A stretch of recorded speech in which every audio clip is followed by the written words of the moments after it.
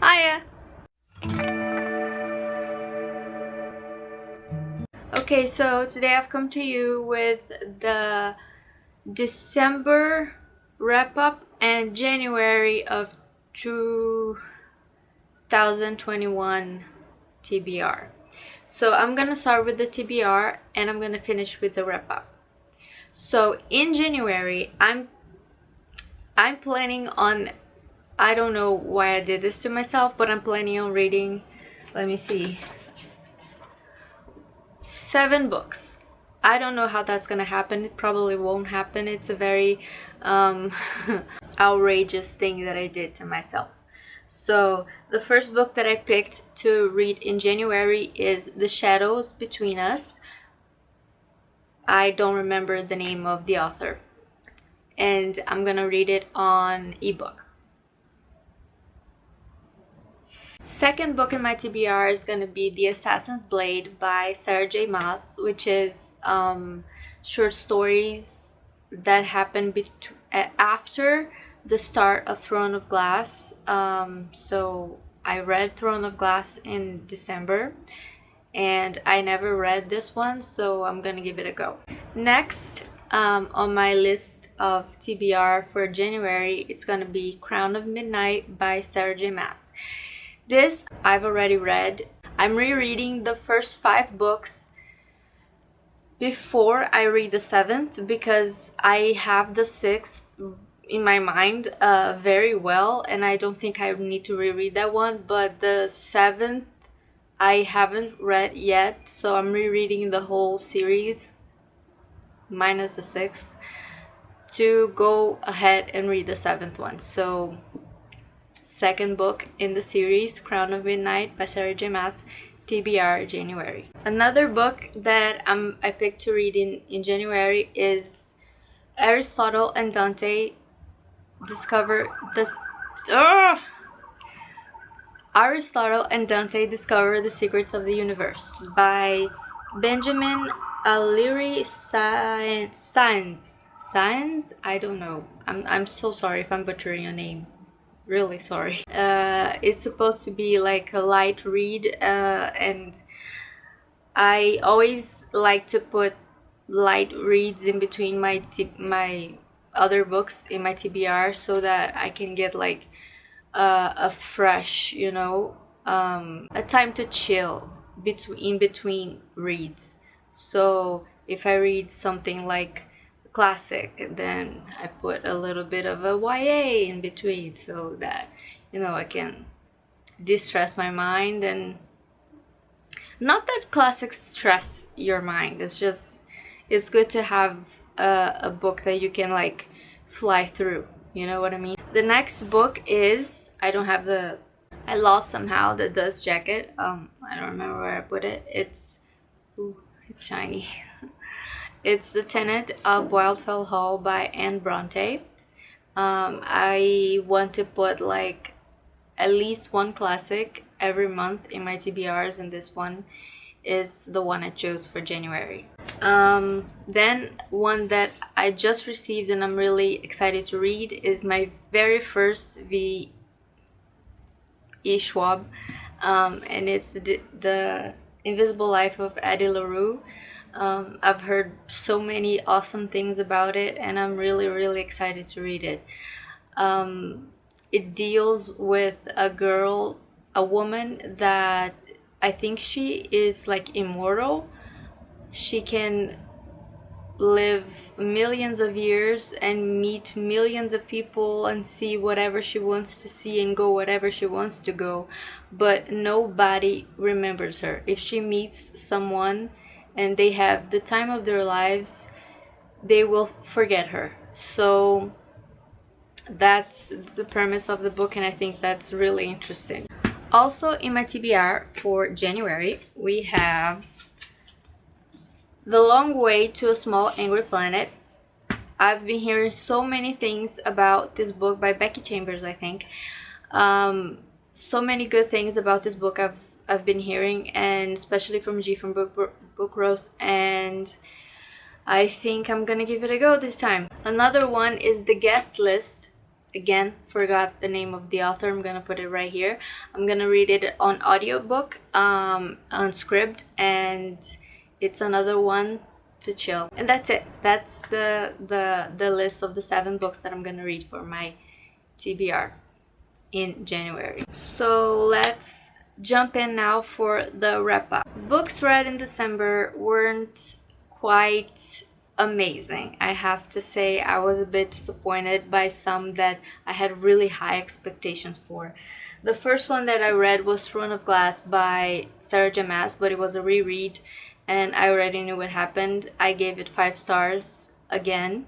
It's about a girl that she is an assassin. She's like 18 or 17, but she's like the most famous assassin in the country, and she gets caught and she's living in a salt mine as a slave, being whipped and stuff like that. And the prince of the country comes to proposition her a competition to see if she can beat 18, I think, or 17 other assassins and brutes from around the country, and whoever wins will be for 4 years the king's assassin and bodyguard, and after that she's free. So of course she says yeah. Next book I read was The ABC Murders by Agatha Christie. I love Agatha Christie. I love her books. I just think this one was a bit slow. I think the first half of this book was so slow. I had to read it.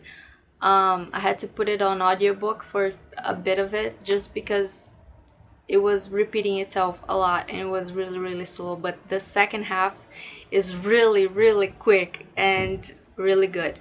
So I gave it 3.5 out of 5 stars. Next book I read was Brave New World by Aldous Huxley.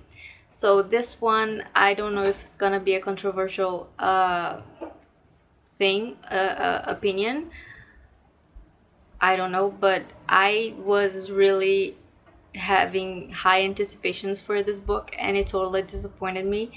I think to compare this book to 1984 and to Fahrenheit 451 is sacrilegious, because I don't think this book comes even close. I think while I was reading, I was thinking this is too complicated without the need to be complicated. You know what I mean? It was a mess. The whole plot was a mess. It didn't, the middle, start and end was a whole mess of, I don't know how to explain. I think when this book was published, was in the 30s, it was well received because it was a new thing, and for the 30s this was, I think, amazing. But I don't think it has aged well at all. That's my opinion, and I rated it 3 stars. Then I read Finale by Stephanie Garber, which is the 3rd book in the Caraval series. I gave this 4 stars. I also read Brain on Fire by Susanna Cahalan. I always want to say Callahan, which is a story about a girl who one day starts having panic attacks and hallucinations and things to dealing with her brain, and she doesn't know what's going on, and it's basically her diary, her story going through what, not her diary because she wasn't even able to write while she was having the issues she was having, but her account of what was happening to her and the discoveries they made and how she got better. And I read this because I had just done my ECT, my electric shock therapy, and I was trying to read things that would make me feel more normal. Next, I read Ink by Alice Broadway, but I DNF'd it at 52%. I think this book had such a great premise. It's a book that when I heard about the premise, I was like hooked. It's about a world where everything you do is tattooed on your body. If you do something good, it's tattooed on your body. If you do something bad, it's tattooed on your body. So everyone can see your mistakes and your good deeds. And like every year you get a tattoo on your finger, so you know how old you are. And even when you're born, just after you're born, they tattoo your name on the baby. So it's a really weird and interesting premise. And after you die, if you're deemed a good citizen, they flay your skin after you die and put it in a book, so the family can have the book with the skin of the relative and the tattoos that the person had. So I think that was morbid and interesting, and I was into it a lot. But I think the author decided to make a trilogy, and the first book was just a build-up for the second book, I think, because 50% of the book was just build-up to nothing. Nothing happened. Absolutely nothing happened. There was no plot, and even the characters, I couldn't care enough for the characters. The main one just was kind of shallow, and I couldn't care for the characters. They weren't I don't know. The characters weren't deep enough for me to care, and the plot was just building up to something that never came up. So I was just bored out of my mind, and I don't know. I think she should have done a standalone and be done with that, because I think, as I said, it was a great premise, but I just couldn't deal with the build up to nothing. That is it. That is my wrap up for December. I hope that I get to read the 7 books I put in my TBR for January in 2021. I really do.